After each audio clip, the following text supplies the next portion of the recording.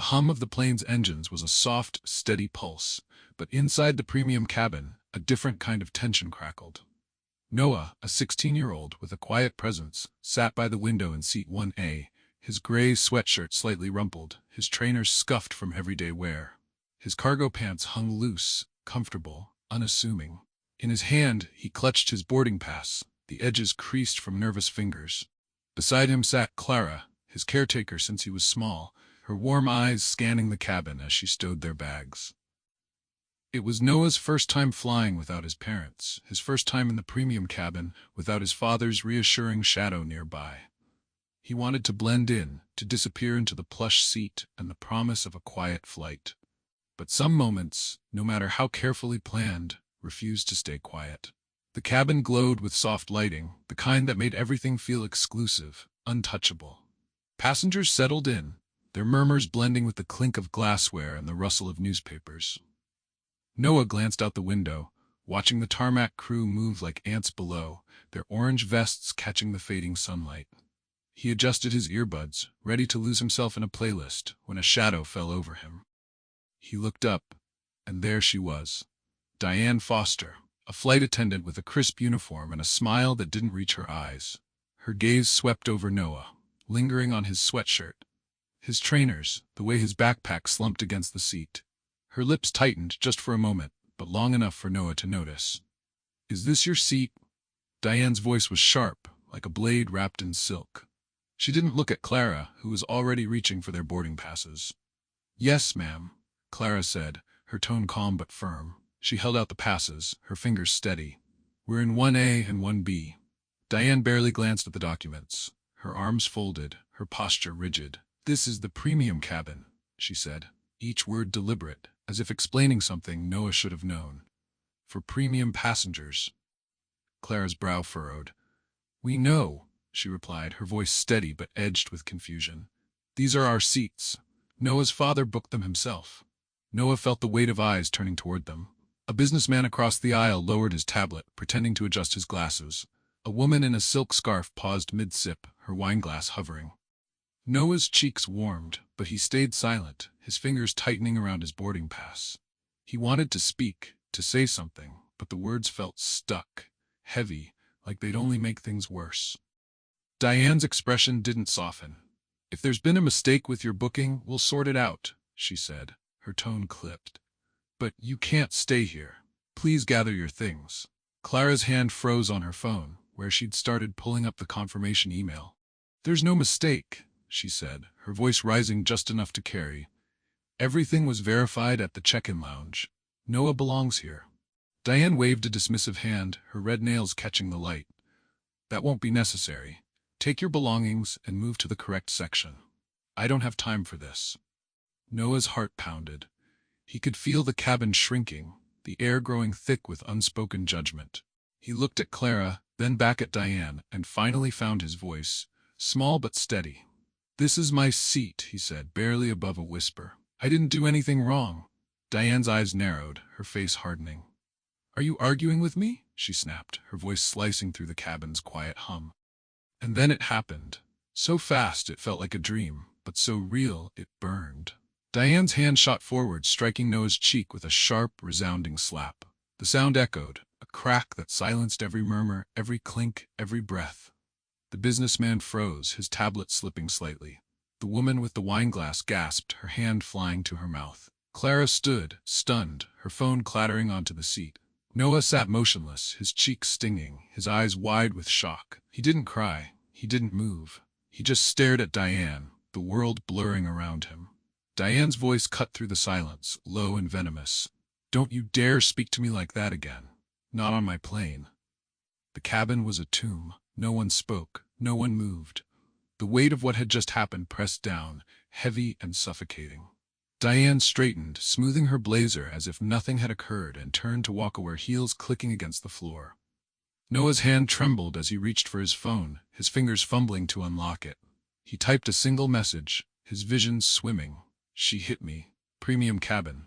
Seat 1A." He hit send, the soft chime of the message cutting through the silence like a lifeline. Clara's hands shook as she grabbed a napkin, pressing it gently to Noah's cheek.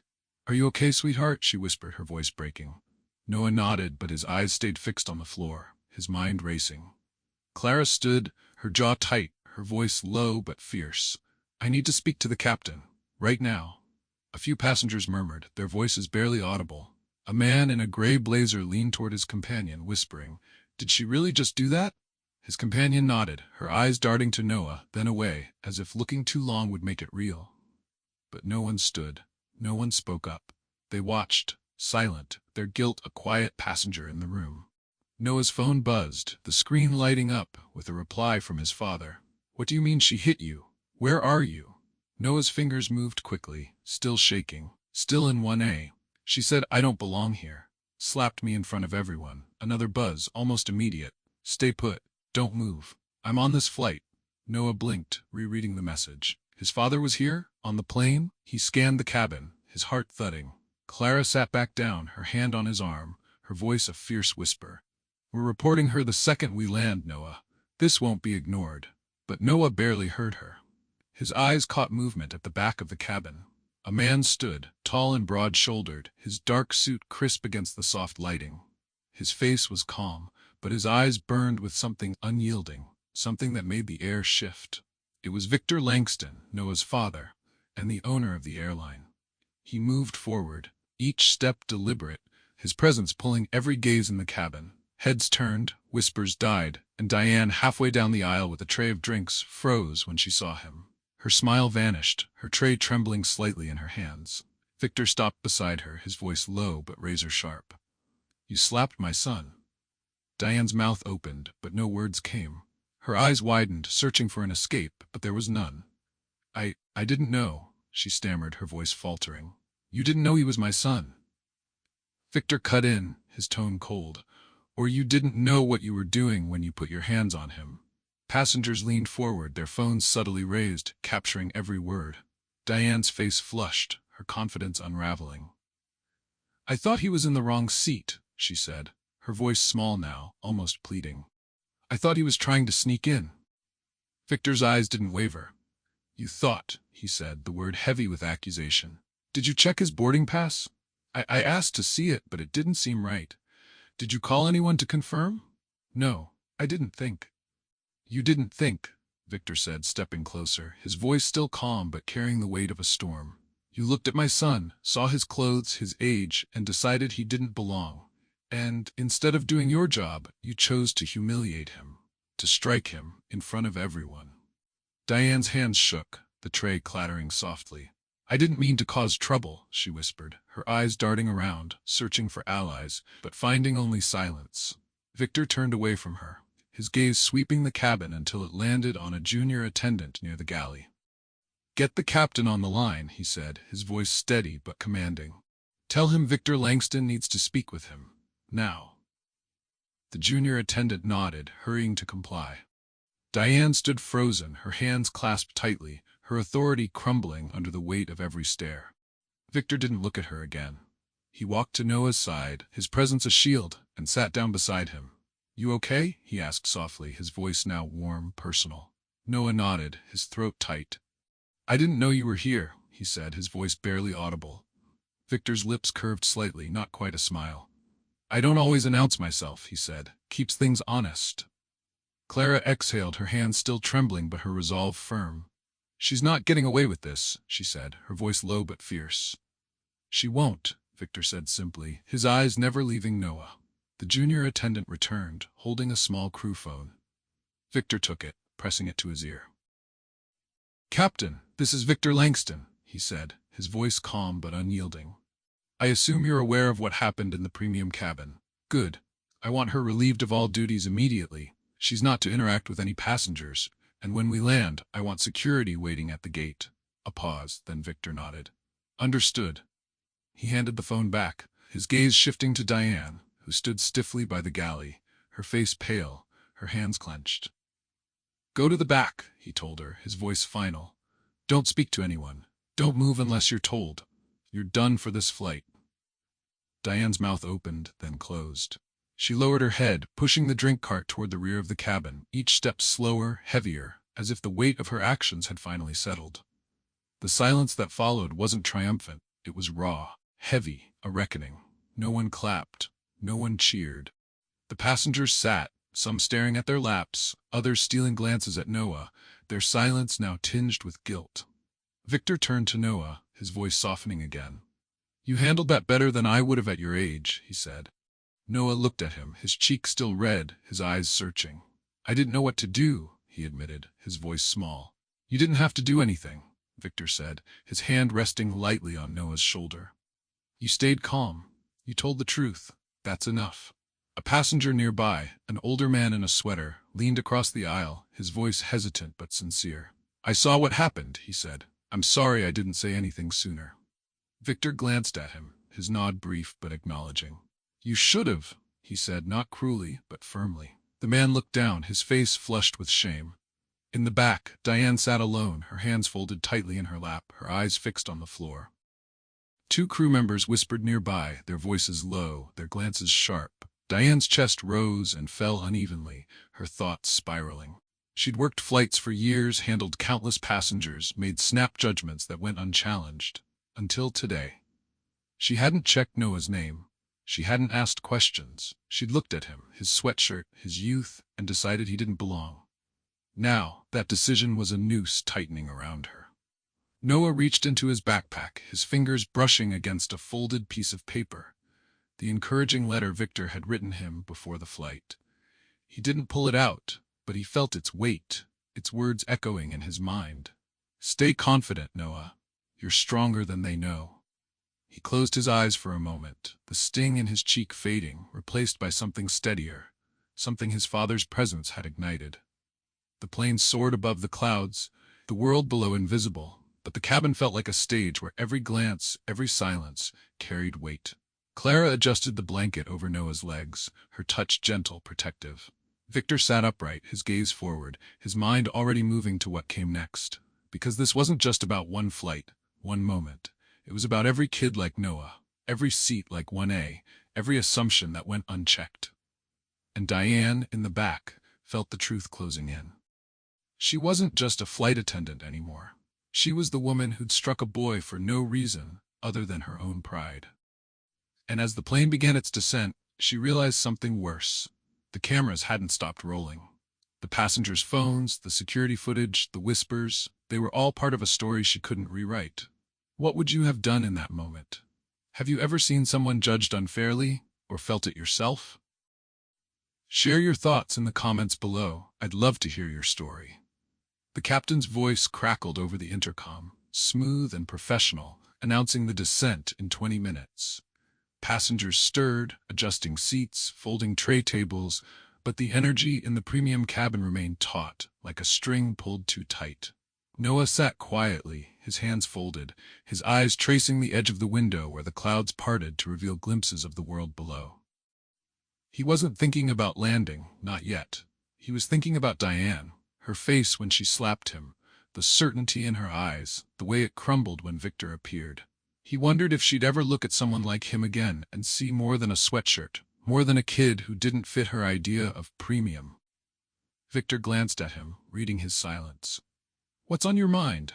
he asked, his voice low, meant only for Noah. Noah hesitated, his fingers brushing the armrest. "She was so sure," he said softly, like she'd done it before, like no one would stop her. Victor's jaw tightened, but his voice stayed even. "Some people carry that kind of certainty like a badge," he said. "They think it's power, but power doesn't come from deciding who belongs. It comes from knowing you don't get to decide."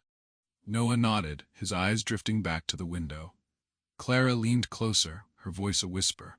"You don't have to carry this, Noah," she said. "What she did, it's hers to hold, not yours." But Noah wasn't so sure. The sting on his cheek was gone, but the memory of every eye in the cabin, watching, waiting, refusing to speak, it lingered like a bruise. He didn't want to carry it, but he didn't know how to let it go either. In the rear galley, Diane sat alone, her notepad open in her lap, her pen hovering over a blank page. The other crew members moved around her, their voices hushed, their glances sharp. She wanted to write something, anything, to make sense of the spiral in her chest. Her fingers trembled as she scratched out a single line. "I saw him, and I decided he wasn't enough." She stared at the words, her throat tight, her eyes burning. She didn't cry, not yet, but the weight of her own handwriting felt like a confession she wasn't ready to face. A younger attendant, Sophie, paused nearby, her arms crossed, her expression unreadable. "You didn't check his name," she said, her voice quiet but pointed. "You didn't even ask." Diane didn't look up. "I thought he was lying," she murmured, her voice barely audible. Sophie shook her head, her lips pressing into a thin line. "You thought he didn't belong," she said. "That's not the same thing." Diane's pen stilled, her breath catching. She wanted to argue, to defend herself, but the words wouldn't come. Sophie turned away, leaving Diane with her notepad, her thoughts, and the growing realization that this wasn't just a mistake, it was a mirror, showing her exactly who she'd chosen to be. In the cockpit, the captain adjusted his headset, his voice low as he spoke to ground control. "Security's confirmed at the gate," he said, glancing at his co-pilot. "Langston's instructions are clear. She's not walking off without an escort." The co-pilot nodded, his eyes flicking toward the cabin door. "Think she knows what's waiting?" The captain sighed, his hands steady on the controls. "She will soon." Back in the premium cabin, Victor leaned toward Clara, his voice low. "When we land, take Noah straight to the silver SUV. There'll be press, cameras, questions. I don't want him caught in it." Clara nodded, her hand resting lightly on Noah's arm. "What about you?" "I'm staying," Victor said, his tone leaving no room for debate. "This doesn't end when the wheels touch down." Noah turned to him, his brow furrowing. "Why do you have to stay?" Victor's eyes met his, steady and sure. "Because lessons don't stick unless you see them through," he said. "And I'm not leaving until everyone answers for what happened." Noah didn't respond, but something in his father's words settled inside him, like a stone finding its place in a riverbed. He didn't want revenge, not exactly, but he wanted to know that Diane wouldn't walk away unchanged, that the cabin full of silent witnesses wouldn't forget what they'd seen. The plane dipped lower, the city lights sparkling below like a promise of something new, or something unforgiving. Passengers shifted, their movements mechanical, their faces guarded. The woman in the silk scarf leaned forward slightly, her voice soft but clear. "You didn't deserve that," she said to Noah, her eyes meeting his for the first time. "I should have said something." Noah looked at her, surprised, then nodded. "It's okay," he said, though he wasn't sure he meant it. The man in the gray blazer cleared his throat, his voice hesitant. "I'm ashamed I stayed quiet," he said. "It won't happen again." Victor's gaze flicked toward him, but he didn't respond. His focus was elsewhere, on Noah, on the gate ahead, on the system he'd built, and the cracks this moment had exposed. He reached into his jacket, pulling out his phone, and typed a quick note. "No press statements yet. Let the footage speak." He sent it to his assistant, then slipped the phone back into his pocket. As the wheels touched down, the plane jolted softly, the brakes humming as it slowed. The seatbelt sign chimed off, but no one rushed to stand. The usual chaos of disembarking was absent, replaced by a strange, heavy stillness. Noah's eyes locked on the cabin door, his heart racing. Not with fear, but with something bigger, something he couldn't name. He wasn't just a passenger anymore. He was a story, a truth, a moment that wouldn't be forgotten. Victor stood, adjusting his jacket, his posture calm but commanding. "Stay close to Clara," he told Noah, his voice firm but warm. Noah nodded, grabbing his backpack, his fingers brushing the elite access card inside, the proof Diane had ignored, the evidence of his right to be there. He didn't need it now, but it felt like a reminder, a quiet rebellion against the assumption that had started it all. Clara guided him toward the door, her arm a steady anchor. As they stepped into the boarding tunnel, the air grew cooler, the hum of the airport a distant pulse.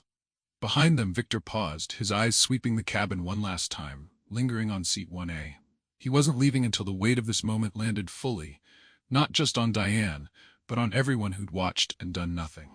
Outside, the flashes began. Cameras, microphones, voices shouting questions through the glass doors of the arrivals hall.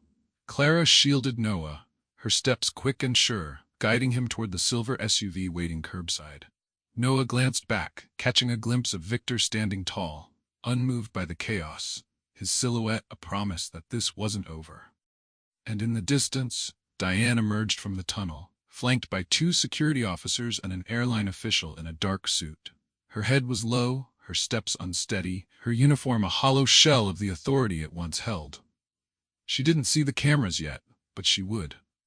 She didn't hear the questions, but they were coming.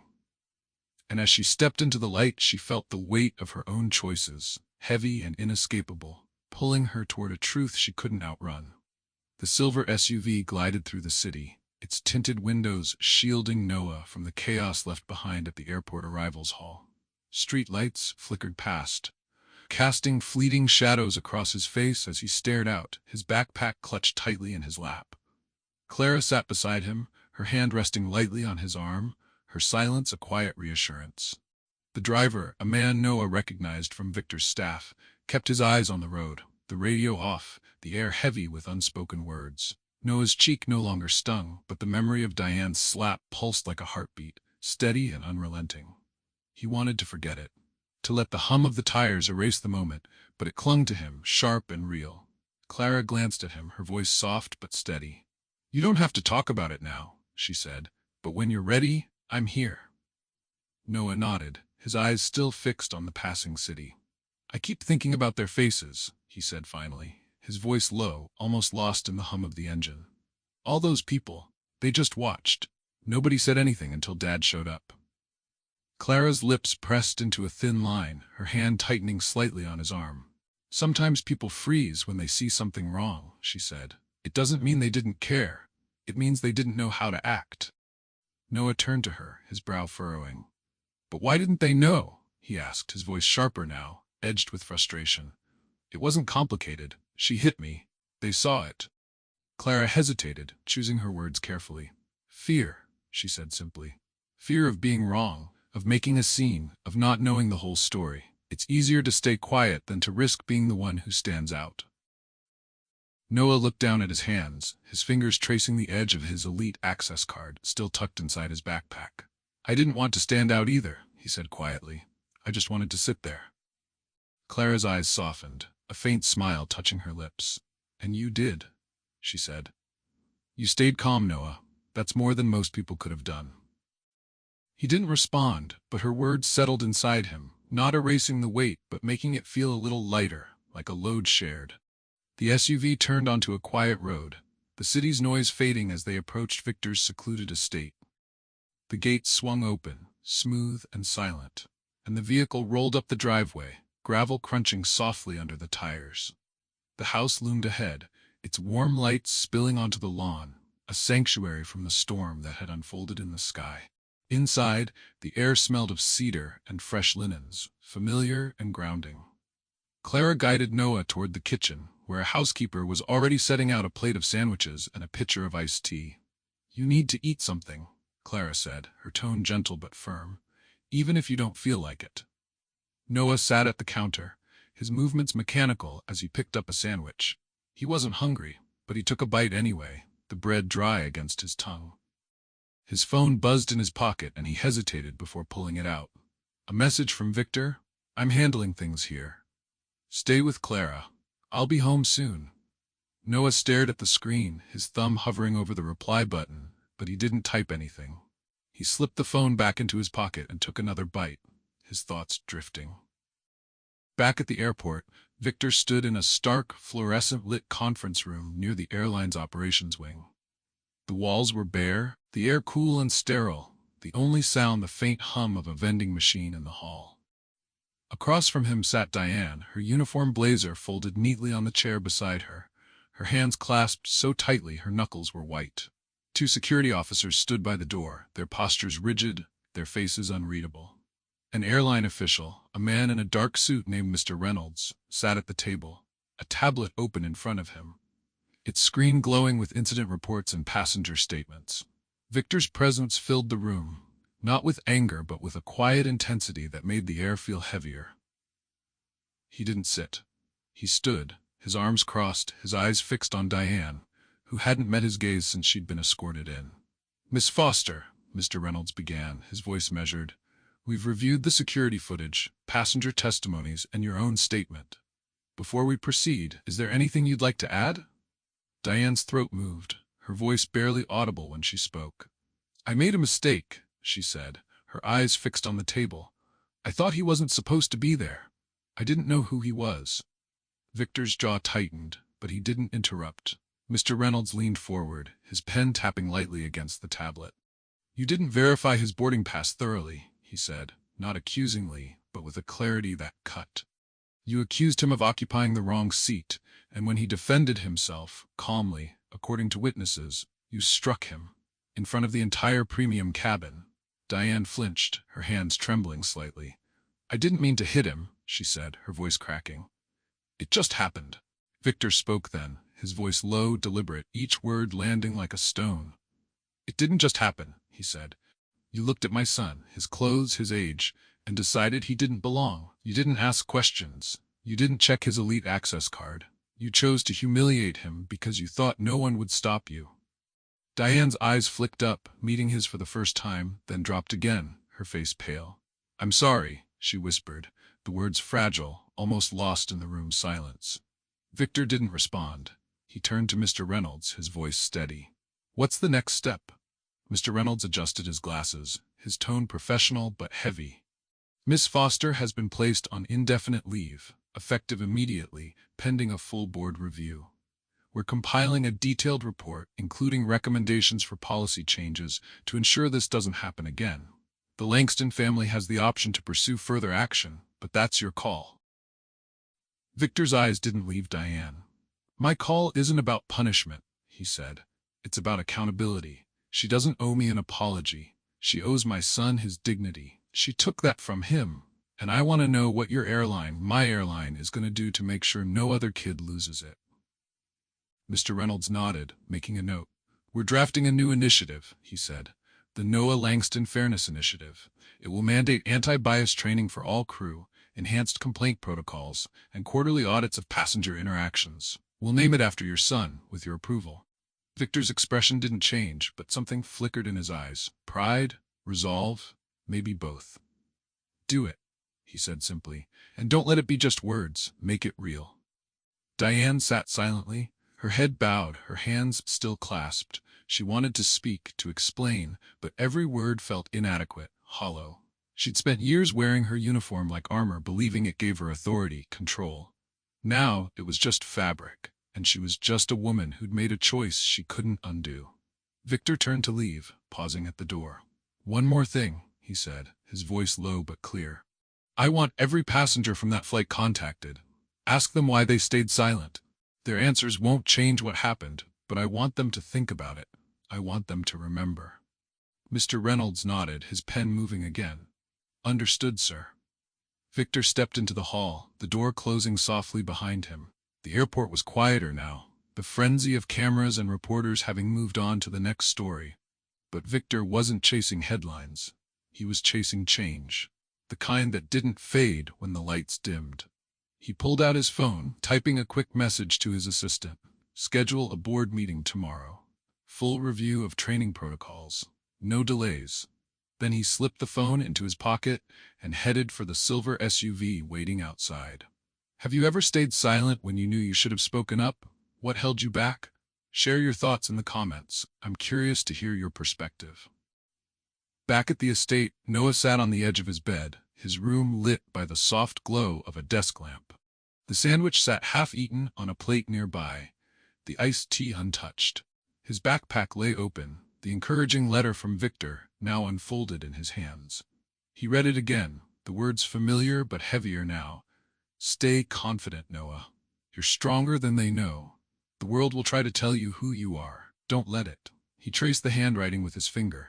His father's steady script, a contrast to the chaos of the day. He wanted to feel strong, like the letter promised, but all he felt was tired, like he'd run a race he hadn't signed up for. Clara knocked softly, leaning against the doorframe. Mind if I come in? She asked, her voice warm. Noah nodded, folding the letter and setting it aside. Clara sat on the chair by his desk, her hands clasped loosely in her lap. Your dad's on his way home, she said. He's making sure everything's handled. Noah looked at her, his eyes searching. What's going to happen to her? He asked, his voice quiet but steady. Clara tilted her head, considering. She's off the job for now, she said. Your dad's pushing for changes, big ones. But honestly, Noah, what happens to her depends on her. She's got to live with what she did. Noah's fingers tightened around the edge of his bed. She looked so sure of herself, he said, his voice barely above a whisper. Like I was nothing. Clara's eyes softened, but her voice was firm. You're not nothing, she said. You're Noah Langston, and you sat in that seat because you belonged there. She doesn't get to decide your worth. Not today, not ever. Noah didn't smile, but her words landed, sinking deep. He glanced at the letter again, then back at Clara. Dad said he was on the flight to keep things honest, he said. What does that mean? Clara's lips curved slightly, a knowing glint in her eyes. Your dad's built a lot. Businesses, opportunities, a name people respect, but he knows people act different when they think no one's watching. Sometimes he shows up quietly, just to see what's real. Today he saw too much. Noah nodded, his mind turning over her words. He didn't feel powerful, not yet, but he felt seen, not by the cameras, not by the passengers, but by the people who mattered. It wasn't everything, but it was enough for now. Across town, Diane sat in her condo, the curtains drawn, the silence thick and suffocating. Her uniform hung in the closet, untouched, its crisp lines a mockery of the control she'd once felt. Her phone sat face down on the coffee table, buzzing with notifications she couldn't bring herself to read. News alerts, messages from colleagues, maybe even family, though she doubted they'd know what to say. She opened her journal, a small leather-bound book she hadn't touched in months, and stared at the blank page. Her pen hovered, then pressed down, the ink uneven as she wrote, I saw a boy today, and I decided he wasn't enough. I was wrong, and now I'm paying for it. She stopped, her hand shaking, the words blurring as her eyes stung. She didn't cry. Not because she didn't want to, but because she didn't know if she deserved to. Her phone buzzed again, a single text from Sophie. They're starting bias training next week. Mandatory. Thought you'd want to know. Diane stared at the message, right, her throat tight. She didn't reply, but the words stayed with her, a reminder that the world was moving forward, with or without her. She closed the journal, her fingers lingering on the cover, and leaned back, the weight of her own choices pressing down like gravity.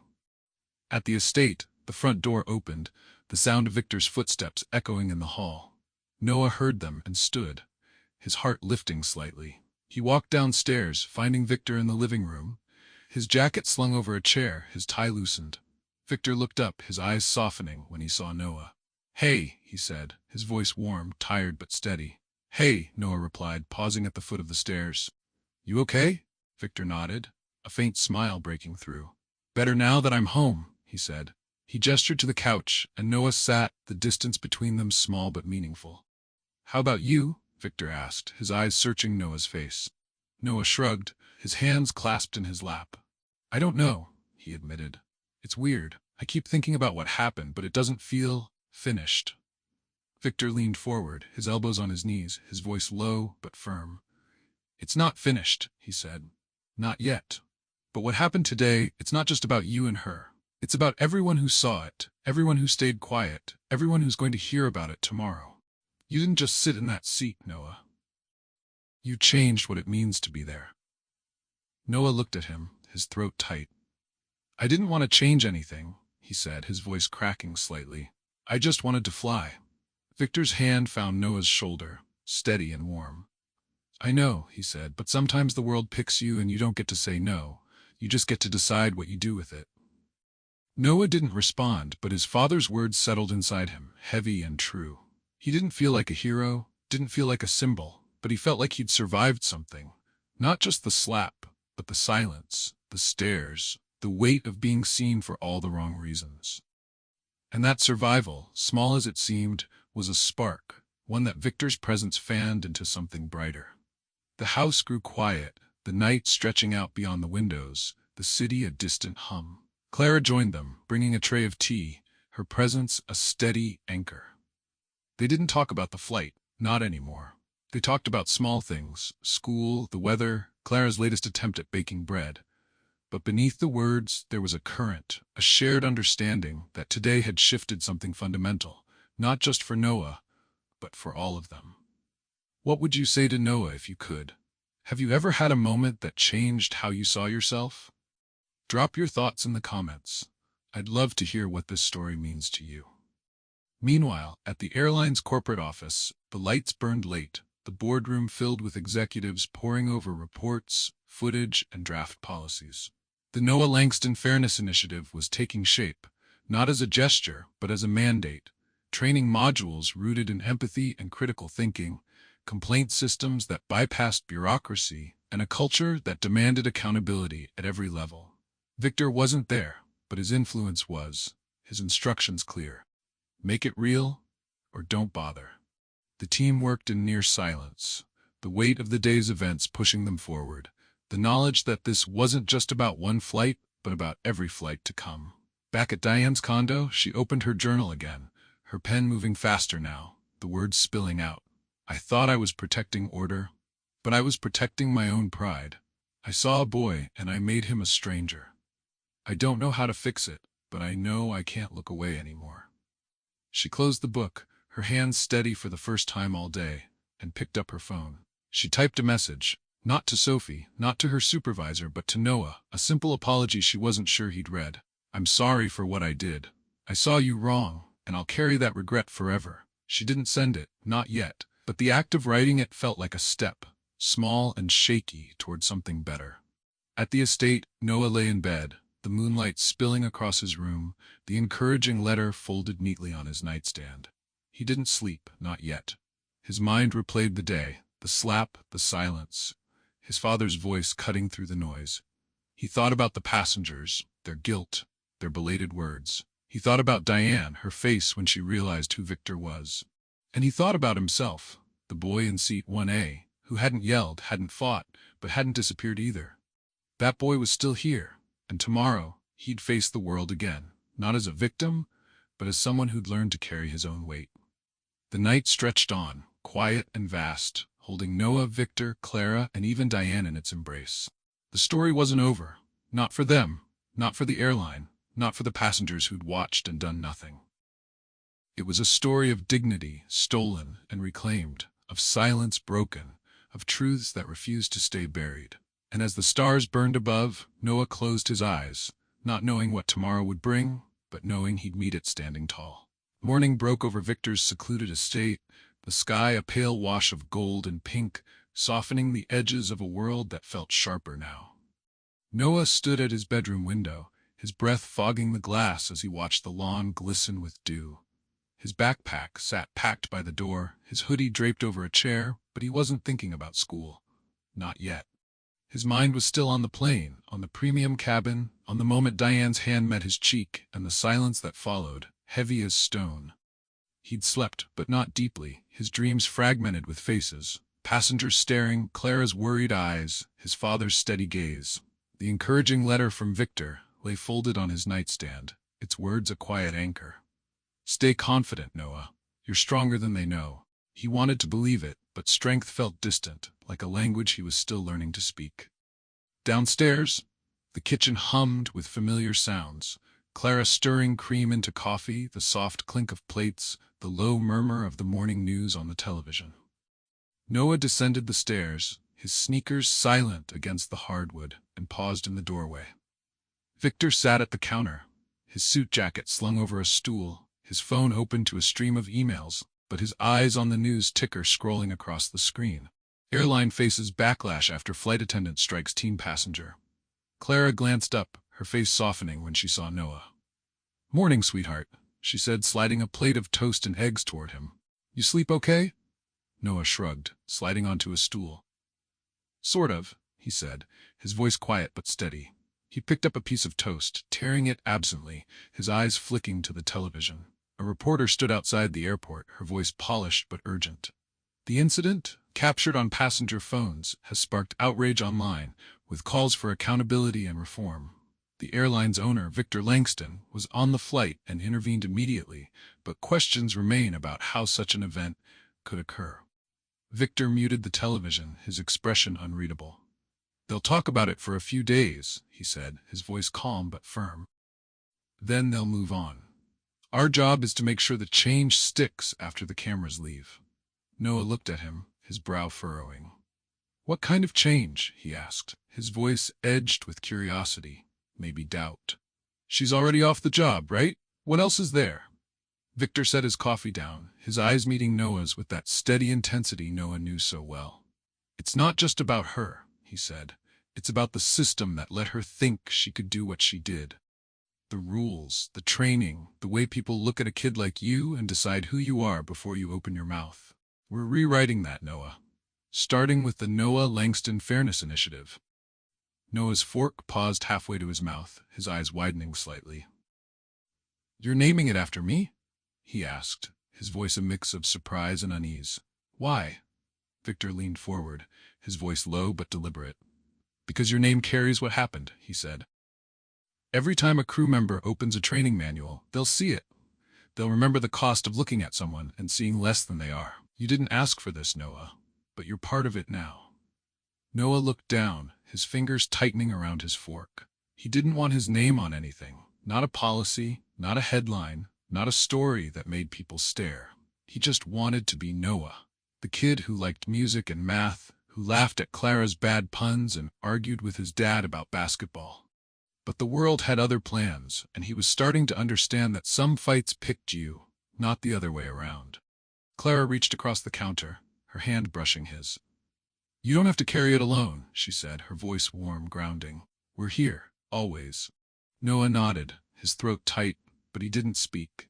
He took a bite of eggs, the taste bland against the weight of his thoughts. The television flickered silently, the reporter's face replaced by a grainy clip from the flight. Diane's hand striking Noah's cheek, the cabin's stunned hush, Victor's towering figure stepping forward.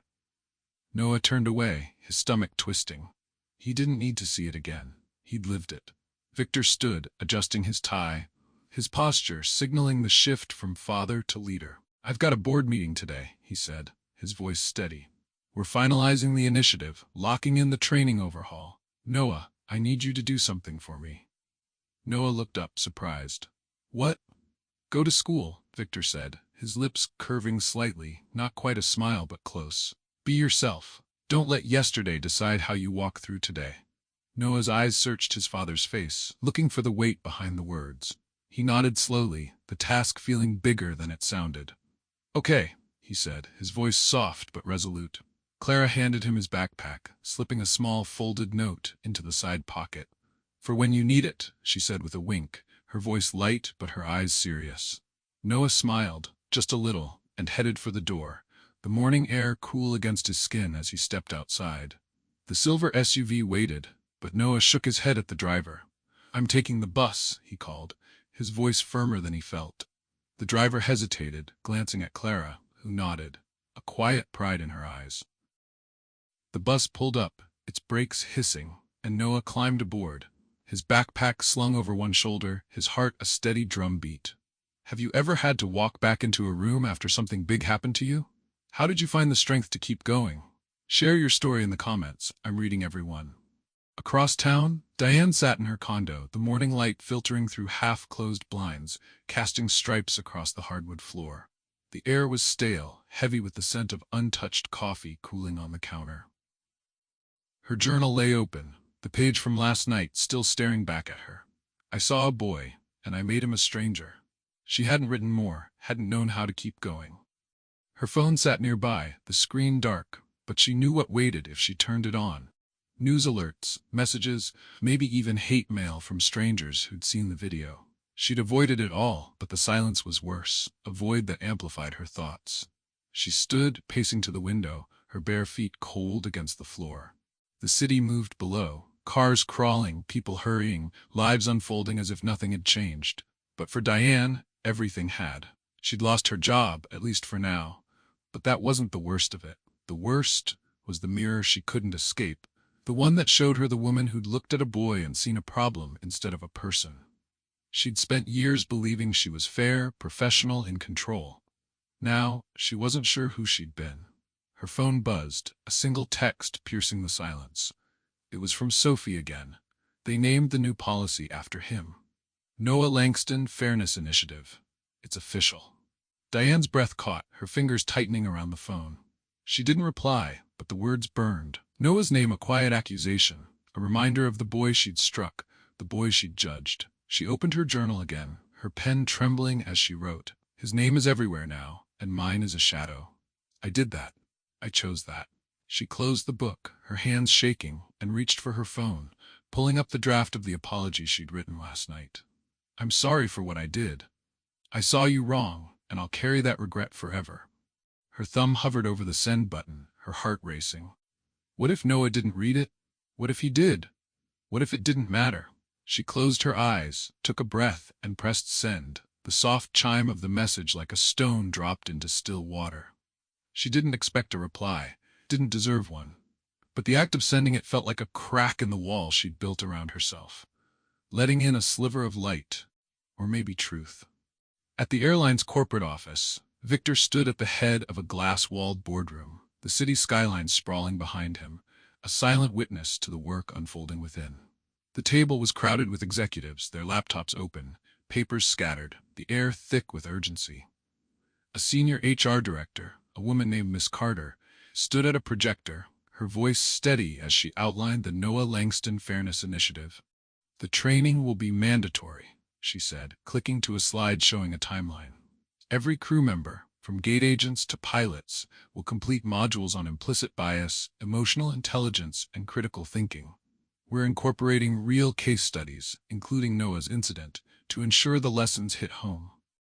Victor listened, his arms crossed, his expression unreadable, but his presence commanding. What about accountability? He asked, his voice cutting through the room's hum. Training's one thing. How do we make sure it's not just a box checked? Miss Carter nodded, unfazed. We're implementing a direct reporting line, she said. Passengers and crew can file complaints anonymously, bypassing mid-level management, straight to an oversight board. We're also conducting random audits of passenger interactions, with bodycam pilots for select flights to verify compliance. Victor's eyes narrowed slightly, considering. And the passengers? He asked. The ones who watched and did nothing, what's their role? The room stilled, executives exchanging glances. Miss Carter hesitated, then spoke carefully. We're reaching out to every passenger from Flight 227, as you requested, she said. We're asking for written statements about what they saw, why they didn't act. It's not punitive, it's reflective. We want them to think about their silence. Victor nodded once, his jaw tight. Good, he said. But it's not enough. I want a public campaign, nothing flashy, nothing corporate. Real stories, real faces, asking people why they stay quiet when they see something wrong. Call it Speak Up. Tie it to the initiative. A marketing executive scribbled notes, nodding quickly. We can have a draft by end of week, he said. Social media, maybe a short video series. No actors, Victor interrupted, his voice firm. Real people. Start with the passengers who've sent statements. Let them tell their own stories. The room was quiet, the weight of his words settling. Miss Carter cleared her throat, moving to the next slide. One more thing, she said. We're proposing to include Noah's story in the training manual. Not just the incident, but his response, his composure, his dignity. It's a powerful lesson in what strength looks like. Victor's gaze softened just for a moment, pride flickering in his eyes. Ask Noah first, he said. It's his story. He decides how it's told. Miss Carter nodded, making a note. Of course, sir. The meeting stretched on, but Victor's mind was partly elsewhere. With Noah, at school, facing a world that knew his name for reasons he hadn't chosen. Victor had built an empire, fought battles in boardrooms and courtrooms, but this fight was different. It wasn't about money or power. It was about his son, about every kid who'd ever been told they didn't belong, about a system that needed to learn to see people, not assumptions. He wouldn't stop until it did. What would you do if you were Victor, trying to change a system from the top? Have you ever seen someone fight for what's right, no matter the cost? Drop your thoughts in the comments. I'd love to hear your take. At the academy, Noah stepped off the bus, his hoodie pulled up, his earbuds dangling around his neck. The campus buzzed with morning energy. Kids laughing, lockers slamming, teachers calling out reminders. But the air shifted as Noah walked through the gates. Heads turned, whispers followed, not loud but persistent, like a current running beneath the noise. He kept his eyes forward, his steps steady, but he felt the weight of every glance, every hushed word. That's him, the kid from the plane. I saw the video, crazy. His dad owns the airline, right? He reached his locker, the metal cool under his fingers as he spun the combination. A boy from his math class, Liam, leaned against the wall nearby, his backpack slung low. "Yo, Noah," he said, his voice casual but curious. "You good? I saw what happened online. That was wild." Noah paused, his hand on his locker door. "Yeah, I'm fine," he said, his tone neutral, practiced. He didn't want to talk about it, not here, not now, but Liam's eyes stayed on him, waiting. "That flight attendant, she's done, right?" Liam asked, lowering his voice. "I mean, she messed with the wrong kid." Noah's lips twitched, not quite a smile. "She's suspended," he said, pulling out his books. "That's all I know." Liam nodded, hesitating, then spoke again, his voice quieter. "I get it, you know," he said. "Last year, a teacher thought I cheated on a test because I got a perfect score. Didn't even ask me, just assumed I couldn't have done it. Sucks when people decide who you are." Noah looked at him, surprised, the words hitting closer than he expected. "Yeah," he said, his voice softening. "It does." Liam shrugged, slinging his backpack higher. "Anyway, you didn't deserve that. Just wanted to say it." "Thanks," Noah said, and this time he meant it. Liam nodded and headed off, blending into the crowd, but his words stayed with Noah, a small spark of connection in a morning that felt too big. The day dragged, each class a blur of notes and lectures, but Noah's mind wandered. In history, while the teacher droned about revolutions, he thought about the passengers, their silence, their guilt. In English, as they analyzed a poem about identity, he thought about Diane, her certainty, her regret. By lunch, he found a quiet corner of the cafeteria, his tray untouched, his thoughts loud. He pulled out Clara's note, unfolding it carefully. Her handwriting was neat, familiar. "You're not what happened to you, Noah. You're what you choose to be next." He read it twice, then tucked it away, his heart a little steadier. Across the table, his friends, Mia, Owen, and Zoe, joined him, their usual chatter subdued. Mia pushed a cookie toward him, her voice gentle. "You don't have to talk about it," she said, "but we saw the news. You okay?" Noah nodded, picking up the cookie but not eating it. "Getting there," he said, his voice low. "It's just weird, you know? Everyone's looking at me like I'm different now." Owen leaned forward, his glasses slipping slightly. "You're not different," he said, his tone earnest. "You're Noah, same guy who sucks at pickup basketball." Noah laughed, a small, surprised sound that broke the tension. Zoe grinned, nudging Owen. "Says the guy who tripped over his own feet last game," she teased, then turned to Noah, her eyes softening. "Seriously, we've got your back, always." Noah's throat tightened, but he smiled, the warmth of their words wrapping around him like a shield. He didn't feel fixed, didn't feel whole, but he felt less alone, and that was something. Back at the corporate office, the boardroom emptied. The executives dispersing to their tasks, but Victor stayed behind, standing by the window, the city a glittering expanse below. His phone buzzed, a message from Miss Carter. "Passenger statements are coming in. Most express regret for not acting. We're compiling them for the campaign." Victor nodded to himself, his jaw tight. Regret was a start, but it wasn't enough. He wanted action, not just words, not just apologies. He typed a reply. "Push the Speak Up campaign live by next week. Include Noah's story only if he agrees." He sent it, then pocketed his phone, his thoughts turning to Noah, to the boy who'd sat in seat 1A and changed everything without raising his voice.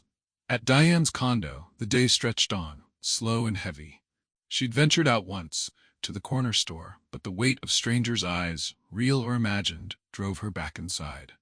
She opened her laptop, the news still cycling through the story, the video still circulating, her name a quiet footnote in a narrative that wasn't hers anymore. She checked her email, her heart skipping when she saw no reply from Noah. She hadn't expected one, but the silence stung, a reminder of the distance her actions had created. She opened her journal again, writing, "I sent the apology, but it's not enough. It's not about forgiveness. It's about facing what I broke." She closed the book, her hands steady now, and stood, the first stirrings of resolve taking root. Fragile, but real. At the academy, the final bell rang, and Noah stepped into the afternoon light, the bus waiting at the curb. He climbed aboard, his hoodie up, his earbuds in, but he didn't play music. He listened to the hum of the world instead, the chatter of kids, the rumble of the engine, the whisper of his own thoughts. He didn't know what came next, not fully, but he knew he wasn't the same boy who'd boarded that flight. He was Noah Langston, and whether he wanted it or not, his name meant something now, not just to him, but to everyone who'd seen what happened, everyone who'd stayed silent, everyone who'd learned to speak. The bus pulled away, carrying him toward home, toward Victor and Clara, toward a future shaped by a single moment in seat 1A. And somewhere, in a quiet condo across town, Diane sat with her journal, her regret, and the faint hope that she could become someone better than the woman who'd raised her hand. The story wasn't over, not for Noah, not for Victor, not for her. It was growing, spreading, a ripple that touched lives it hadn't yet reached, a truth that demanded to be heard. The afternoon sun hung low, painting the city in shades of amber and shadow as Noah stepped off the bus, his sneakers crunching against the gravel path leading to Victor's estate. The air was cool, carrying the faint scent of blooming jasmine from the garden, but Noah barely noticed. His hoodie was pulled up, his earbuds dangling loose, no music playing, just the rhythm of his own thoughts, steady but heavy. The day at the academy had been a blur, a mix of whispers and glances, of Liam's quiet support and his friend's careful warmth. He'd carried Clara's note in his pocket, its words, "You're not what happened to you, Noah. You're what you choose to be next," a lifeline he hadn't needed to reread but felt all the same. Now, as the estate's gates loomed ahead, he felt the weight of the flight settle back into his bones, not as pain but as something else, something he couldn't name yet, something that pushed him forward even as it pulled him back. Inside, the house was warm, alive with the soft clatter of dishes and the hum of a vacuum in the distance. Clara stood in the living room, folding a blanket, her eyes lighting up when she saw Noah. "You're home early," she said, her voice a mix of surprise and relief. "Everything okay?" Noah nodded, dropping his backpack by the couch. "Yeah," he said, his voice quiet but steady. "Just a lot, you know?" Clara's smile was gentle, knowing. "I know," she said, setting the blanket aside. "Your dad's still at the office, but he'll be back for dinner. Want to help me with dessert? I'm attempting pie again, and I could use a critic." Noah's lips twitched, a faint spark of amusement breaking through. "Your last pie was basically a brick," he teased, the words lighter than he felt. Clara laughed, swatting at him with a dish towel. "Rude," she said, but her eyes were warm, her laughter a bridge back to normalcy. Noah followed her to the kitchen, the routine of measuring flour and slicing apples grounding him, pulling him out of the spiral of his thoughts. But even as he worked, his mind wandered, to the flight, to Diane's face, to the passengers who'd watched and done nothing. He wondered if they were thinking about him now, if they felt the guilt he'd seen in their eyes, or if they'd already moved on, leaving him to carry the memory alone. Clara glanced at him, reading his silence. "You're thinking about it, aren't you?" she asked, her voice soft, no judgment. Noah paused, his knife hovering over an apple. "I can't stop," he admitted, his voice low, almost ashamed. "It's like I keep seeing their faces. All those people, they didn't say anything, and I don't know why it bothers me so much." Clara set down her rolling pin, wiping her hands on her apron. "It bothers you because it hurt," she said simply, her eyes steady on his. "Not just what she did, but what they didn't do. You deserved better, Noah, not just from her, but from all of them." Noah looked down, his throat tight. "I keep wondering if I looked different. If I was wearing a suit or something, would it have happened?" he asked, his voice cracking slightly. "Would they have stood up for me then?" Clara stepped closer, her hand resting lightly on his shoulder. "Maybe," she said, her voice honest but gentle. "Maybe not. But here's what I know. You didn't need a suit to belong in that seat. You didn't need anyone to speak for you to be right. You were enough, Noah, exactly as you were." Her words landed, heavy and warm, like a blanket settling over him. Noah didn't smile, didn't speak, but he nodded, his hands moving again, slicing the apple with careful precision. Clara watched him, her heart aching for the boy who'd faced a storm and was still finding his way through the rain. Have you ever wondered why people stay silent when they see something wrong? What would it take for you to speak up? Share your thoughts in the comments. I'd love to hear what this moment means to you. At the airline's corporate office, Victor sat at the head of a polished mahogany table, the boardroom quieter now, the frenzy of the morning giving way to focused determination. The Noah Langston Fairness Initiative was no longer a draft. It was a blueprint, its details hammered out in late-night emails and heated debates. Ms. Carter stood at a whiteboard, her marker moving quickly as she outlined the next phase. A nationwide rollout of training, starting with senior crew and expanding to every employee by month's end. We're partnering with a behavioral psychology firm, she said, her voice crisp, professional. They'll design modules that don't just teach rules, but challenge assumptions. How we see people, how we react under pressure. Victor listened, his arms crossed, his eyes sharp but calm. What's the timeline for the Speak Up campaign? He asked, his voice cutting through the room's hum. A marketing director, a man named Mr. Ellis, leaned forward, his laptop open to a draft proposal. We're aiming for a soft launch next week, he said. Social media posts, a website hub, and a video series featuring passengers from Flight 227, those who've agreed to share their stories. We've got 6 so far, all expressing regret for not acting. Their statements are raw, honest. We think it'll resonate. Victor's jaw tightened, his mind flashing to Noah, to the cabin's silence. It better, he said, his voice low but firm. This isn't about optics. It's about truth. People need to see what silence costs, not just for my son, but for anyone who's ever been looked at and dismissed. Miss Carter nodded, making a note. We're also finalizing the training manual, she said. Noah's story is included, pending his approval, of course. We've framed it as a case study in dignity under pressure, using his composure as a model for how to handle conflict without escalation. Victor's eyes softened just for a moment, pride flickering beneath his resolve. He'll decide, he said simply, but make sure it's not just about what happened to him. It's about what he did with it, how he stayed steady when the world tried to push him down. The room was quiet, the executives nodding, their respect for Victor palpable but tinged with something else. Awareness, maybe, that this wasn't just a policy shift but a reckoning. Victor stood, signaling the end of the meeting, but paused before leaving. One more thing, he said, his voice steady, commanding. I want every crew member to write a personal commitment, why they'll never let something like this happen again. Not for the company, not for me, for themselves. Make it part of the training. Miss Carter scribbled quickly, her pen moving as fast as her thoughts. Understood, sir, she said. We'll integrate it into the first session. Victor nodded once, then stepped into the hall, the city skyline a blur through the glass walls. His phone buzzed, a text from Clara, Noah's home. He's okay, just quiet. Pie's in the oven, don't be late. A faint smile touched his lips, the smallest crack in his armor. He typed a quick reply, on my way, and headed for the elevator, the weight of the day settling but not breaking him. He'd built an airline, a legacy, but today, his fight was for something smaller and infinitely bigger. His son's right to exist without apology, and every kid's right to the same. At Diane's condo, the evening light filtered through the blinds, casting long shadows across the room. She sat at her small dining table, her journal open, a half-empty mug of tea forgotten nearby. Her phone sat face up now, the apology she'd sent to Noah still unanswered, its silence a quiet ache she'd expected but wasn't prepared for. She'd checked the news again, unable to stop herself, and saw the announcement of the Noah Langston Fairness Initiative, his name bold against the screen, a beacon of change she'd unwittingly sparked. It hurt, not because she envied him, but because it reminded her how small her world had become, how her actions had shrunk her into a footnote in someone else's story.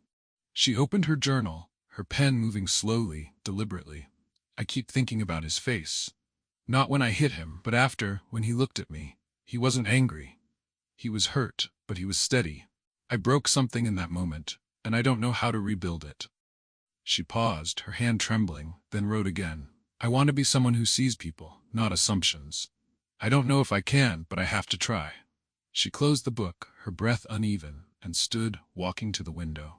The city pulsed below, indifferent, but for the first time she felt a flicker of resolve. Not redemption, not yet, but the possibility of it, fragile and faint. She picked up her phone, hesitating, then texted Sophie. I saw the initiative. It's good. Tell me how I can learn from it, even from here. She sent it, her heart racing, the act of reaching out a small rebellion against the shame that had kept her silent. Sophie's reply came quickly. It's a start, Diane. I'll send you the training outline when it's ready. Hang in there. Diane exhaled, her shoulders loosening, the words a lifeline she hadn't known she needed. At the estate, dinner was a quiet affair. The table set with Clara's slightly lopsided apple pie and a spread of roasted vegetables and grilled chicken. Victor arrived just as Noah set out the plates, his tie gone, his sleeves rolled up, his presence softer now, more father than CEO. They ate slowly, the conversation light, Clara's pie critique, Noah's math homework, Victor's grumbling about traffic. But beneath it, there was a current, a shared understanding that today wasn't ordinary, even if they pretended it was. After dinner, Noah lingered at the table, his fingers tracing the edge of his glass. "Dad," he said, his voice hesitant but clear, "they're talking about it at school. The video, the initiative, all of it. People keep asking me what happened, but I don't know what to say."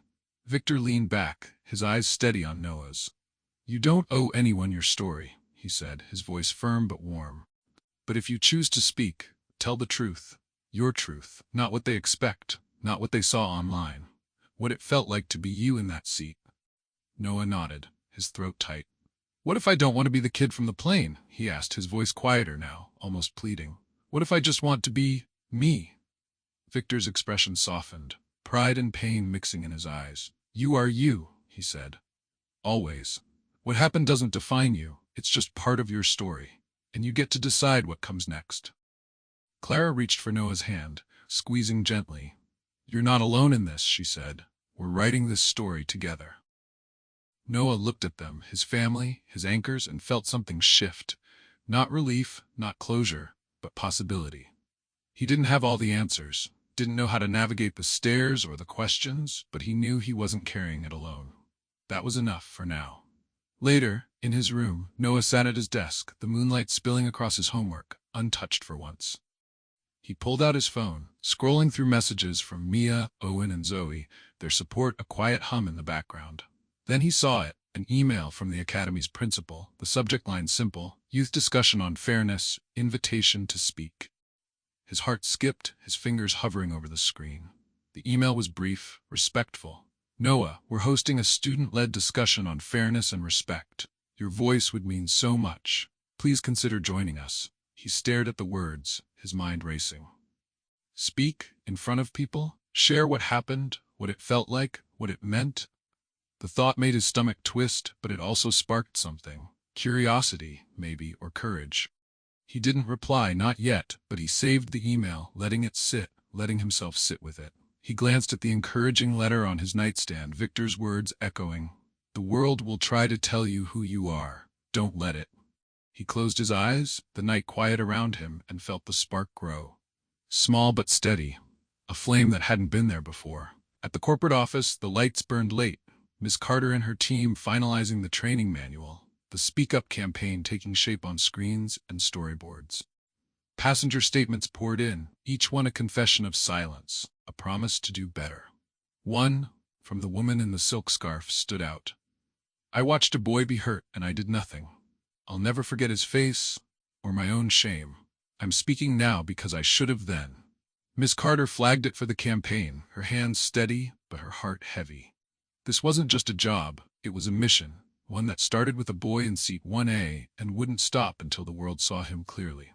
At Diane's condo, the night was still, the city a distant hum beyond her walls. She opened her journal one last time, writing, "I sent the email, and I don't know if he'll read it, but I meant it. I'm not who I was, not yet, but I'm trying. That's all I have for now." She closed the book, her breath steady, and turned on her phone, the screen lighting up with Sophie's training outline. She read it slowly, her eyes lingering on Noah's name, and felt the weight of her regret shift, not lighter, but different, like a stone she could carry instead of being crushed by. And at the estate, Noah lay in bed, the moonlight a soft glow across his room. He didn't sleep, not yet. He thought about the discussion, about the passengers, about Diane's apology sitting unread in his inbox. He thought about his father, fighting for a system that saw people, not assumptions. He thought about himself, the boy who'd stayed calm, who'd stayed true, who'd stayed standing. The world was watching now, and whether he wanted it or not, his voice mattered. He didn't know what he'd say, didn't know how he'd carry it, but he knew he wouldn't run from it. Not anymore. The night stretched on, holding Noah, Victor, Clara, and Diane in its quiet embrace, each of them moving toward something new. Forgiveness, accountability, truth. The story wasn't over, not by a long shot. It was growing, weaving through lives, through systems, through moments that refused to be forgotten. And somewhere in the silence, Noah's spark burned brighter, ready to light the way. What would you say if you were invited to speak about a moment that changed you? How do you find your voice when the world is listening? Drop your thoughts in the comments. I'm here for every story you share. The city woke slowly, its pulse steady under a sky streaked with dawn's first light. At Victor's secluded estate, Noah sat at the kitchen table, his hoodie swapped for a crisp button-down, his backpack replaced by a single notebook. Today wasn't about school. It was about the youth discussion on fairness at the Academy's Civic Hall where he'd agreed to speak. The email from the principal still lingered in his mind, its words both a weight and a call. Your voice would mean so much. He'd said yes, not because he wanted the spotlight, but because he couldn't shake the feeling that staying silent would be letting Diane's slap echo louder than his truth. The encouraging letter from Victor sat folded in his pocket, its familiar weight a quiet reminder. Stay confident, Noah. You're stronger than they know. Clara moved around the kitchen, packing a thermos of tea, her movements calm but deliberate. You nervous? She asked, her voice warm, her eyes catching his. Noah's fingers tapped the table, a soft rhythm only he could hear. Yeah, he admitted, his voice low but honest. I don't know what they're expecting me to say. I don't even know what I want to say. Clara paused, setting the thermos down, her smile gentle but sure. They're not expecting a speech, Noah, she said. They just want you, your truth, your heart. That's enough. Victor stepped into the room, his suit sharp but his tie loose, his presence steady as always. He'd cleared his morning, no board meetings, no calls, just this, being here for Noah. You don't have to be perfect up there, he said, his voice firm but warm, his eyes meeting Noah's. You just have to be you. The rest will follow. Noah nodded, his throat tight, the weight of their faith in him both heavy and lifting. He stood, grabbing the notebook, its blank pages a canvas for words he hadn't yet found. Let's go, he said, his voice steadier now, a spark of resolve breaking through the doubt. The Civic Hall was modest, its wooden floors scuffed from years of gatherings, its walls lined with student art and handwritten posters that read, "Fairness starts here." The room buzzed with quiet energy, students in folding chairs, teachers standing at the edges, parents and community members filling the back rows. No cameras, no reporters, just people, their faces open, curious, some carrying the weight of their own stories. Noah sat on the stage, a simple discussion pin clipped to his shirt, his hands clasped tightly around his notebook. Beside him were two other students, a girl named Mia, who'd faced bullying for her accent, and a boy named Owen, who'd been unfairly suspended for a fight he didn't start. The moderator, a teacher named Miss Carter, smiled warmly, her voice steady as she opened the discussion. When have you felt unseen? She asked, her question simple but piercing, aimed at the panel but echoing through the room. Mia spoke first, her voice soft but clear, telling of teachers who skipped over her raised hand, assuming she had nothing to say. Owen followed, his words raw, about the principal who judged him by his brother's reputation, not his actions. Then it was Noah's turn. He looked at the microphone, its black surface reflecting the overhead lights, and felt every eye in the room settle on him. His heart pounded, but he thought of Clara's words, your truth, your heart, and Victor's, just be you, and opened his notebook, though he didn't need it. I was sitting in a seat I belonged in, he began, his voice quiet at first, trembling but growing steadier with each word. Premium cabin, 1A. I had my boarding pass, my elite access card, everything to prove I was supposed to be there. But this flight attendant, she looked at me, at my sweatshirt, my trainers, and decided I wasn't enough. She didn't ask my name. She didn't check my ticket properly. She just slapped me right in front of everyone. The room went still, a hush so deep it felt sacred. Noah's eyes flicked to Victor and Clara in the front row, their faces a quiet anchor. He took a breath, his voice stronger now, carrying the weight of truth. It wasn't just the slap that hurt, he said. It was the silence. All those people in the cabin, they saw it, they heard it, and no one said a word. Not until my dad stood up, and even then it wasn't about me anymore. It was about him, about who he was. I kept thinking, what if he hadn't been there? What if I'd been alone? Would anyone have cared? A few students shifted, their eyes dropping, guilt flickering across their faces. Noah paused, his hands trembling slightly, but he didn't stop. "I don't want to be the kid from the plane," he said, his voice cracking, raw with honesty. "I don't want my name on a policy or a video or a hashtag. I just want to walk into a room and know I belong. Not because I proved it, not because someone fought for me, but because I'm Noah. Because I'm enough." The room was silent, but it wasn't the silence of the cabin, heavy with shame. It was something else. Reverent, alive, a collective breath held in recognition. A girl in the third row wiped her eyes, her hands shaking. A teacher nodded slowly, his face tight with emotion. Victor's eyes glistened, pride and pain woven together, while Clara clutched her thermos, tears spilling quietly down her cheeks. Noah looked out at the crowd, his voice softening but steady. "But here's what I learned," he said. "Being enough doesn't mean you won't get hurt. It means you keep going anyway. It means you speak, even when your voice shakes, because if you don't, the silence wins. And I'm done letting it win." The applause started slowly, not loud but deep, a ripple that grew into a wave, not for show but for truth. Mia reached for Noah's hand, squeezing it gently, her smile small but real. Owen nodded, his eyes bright with respect. Miss Carter stepped forward, her voice thick with emotion. "Thank you, Noah," she said. "Thank you all for sharing what matters." After the discussion, the room didn't empty quickly. Students lingered, some approaching the stage, their voices hesitant but earnest. A boy, no older than 13, stopped Noah, his backpack slung low. "I got kicked out of a store once," he said, his voice barely above a whisper. "They thought I was stealing, but I wasn't. I didn't know how to tell anyone until I heard you." Noah looked at him, his heart tightening. "Tell them now," he said softly. "They'll listen." The boy nodded, his eyes bright, and walked away, his shoulders a little straighter. Others followed, a girl who'd been ignored in class, a boy who'd been profiled at a mall, each story a thread, weaving a tapestry of voices that had been quiet too long. Noah listened, not as a hero, not as a symbol, but as Noah, the boy who'd learned to hear because he'd been unheard. Victor and Clara waited by the door, giving him space, their pride a quiet hum. When Noah finally joined them, his notebook tucked under his arm, Victor placed a hand on his shoulder, his voice low but fierce. "You didn't just speak today," he said. "You gave them permission to speak too." Noah's eyes stung, but he smiled, small and real. "I just told the truth," he said, echoing Victor's words from that first night. Clara hugged him, her arms warm, her voice a whisper. And it was enough. Have you ever found your voice when you thought you couldn't? What did it feel like to be heard? Share your story in the comments. I'm here for every word, every tear. Across town, Diane sat in her condo, the morning light replaced by the soft glow of a single lamp. Her journal lay open, its pages filled now, not with excuses but with questions, confessions, truths.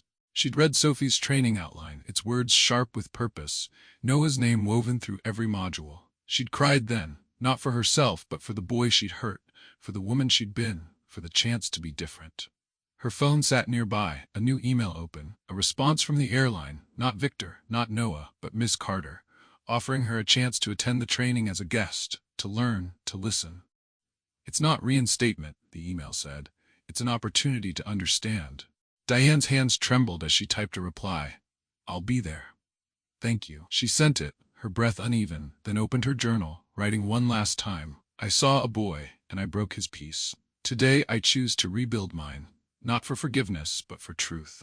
Noah, if you ever read this, know I'm trying." She closed the book, her tears falling now, not heavy but cleansing, a release of the shame she'd carried alone. At the airline's corporate office, the Noah Langston Fairness Initiative was no longer a plan. It was alive, its training sessions rolling out, crew members sitting in quiet rooms, facing case studies that hit like mirrors. The Speak Up campaign launched that week, its first video a simple frame. The woman in the silk scarf, her voice trembling as she said, "I stayed silent, and I'll regret it forever. Speak up. It's never too late." Others followed. The man in the gray blazer, the businessman with the tablet, each a confession, a promise, a call to action. The website drew thousands, comments flooding in, stories of silence and courage spilling across the digital void, each one a step toward a world that listened. Victor watched the campaign from his office, the city dark beyond his window, his phone open to a photo of Noah on the Civic Hall stage, his notebook in hand, his face steady. He didn't smile, but his chest ached with pride, with love, with the weight of knowing his son had done what he'd always taught him. Stay true, stay strong, stay standing. He typed a message to Miss Carter. Keep pushing. Make it last. Then he stood, grabbing his jacket, ready to go home, to Noah, to the life they were building together. That night, at the estate, Noah sat on the porch, the stars bright above, the air cool against his skin. Clara was inside, humming as she cleaned up, Victor beside her, their voices a soft backdrop. Noah held the discussion pin in his hand, its small weight a reminder, not of the slap, not of the silence, but of the moment he'd spoken, the moment he'd been heard. He thought about Diane's apology, read days ago but unanswered, its words lingering. I saw you wrong, and I'll carry that regret forever. He didn't hate her, didn't forgive her, not yet, just saw her, human and flawed, carrying her own weight. He thought about the passengers, their guilt now public, their voices part of a campaign that carried his name. He thought about the kids at the discussion, their stories echoing his, their courage sparked by his truth. And he thought about himself, not the boy in seat 1A, not the kid from the video, but Noah, who'd faced a storm and found his voice. Not loud but clear, not angry but true. Victor stepped onto the porch, his shadow falling beside Noah's. You did good today, he said, his voice quiet, warm. Noah looked up, the pin glinting in his hand. I was scared, he admitted, his voice soft but honest. But I didn't want to let it win, the silence, the hurt, any of it. Victor sat beside him, his eyes on the stars. You didn't, he said. You changed something, Noah, not just for you, but for everyone who was there, everyone who'll hear about it. That's what strength does, it grows. Noah's eyes stung, but he didn't look away. I just wanted to be enough, he said, his voice breaking, raw with the weight of everything. Victor's hand found his shoulder, steady and sure. You are, he said, his voice thick with emotion. More than enough. Clara joined them, her arms wrapping around Noah from behind, her warmth a quiet promise. They sat together, the night vast around them, the stars a silent witness to a story that had started with a slap and ended with a truth. Noah leaned against Clara, his heart full, not fixed, not perfect, but whole, held by the people who saw him, loved him, believed him. Somewhere Diane closed her journal, her tears dry now, her resolve stronger, a path ahead she'd walk alone but willingly. Somewhere passengers watched the Speak Up campaign, their guilt turning to action, their silence to voices. Somewhere the Noah Langston Fairness Initiative trained a new crew, its lessons rooted in a boy's dignity, its impact spreading far beyond a single flight. And here on a quiet porch under a starry sky, Noah Langston sat with his family, his truth spoken, his heart heard, his spark now a flame that would light the way for others. The world wasn't perfect, but it was listening, and Noah was enough. Not because he'd fought, not because he'd won, but because he'd stayed true, stayed standing, stayed himself. The night held them close, its silence not heavy but holy, a promise that some stories don't just end, they heal, they grow, they shine. What did Noah's journey mean to you? Have you ever turned pain into purpose, silence into strength? Share your heart in the comments. I'm here, crying with you, celebrating with you, listening to every word.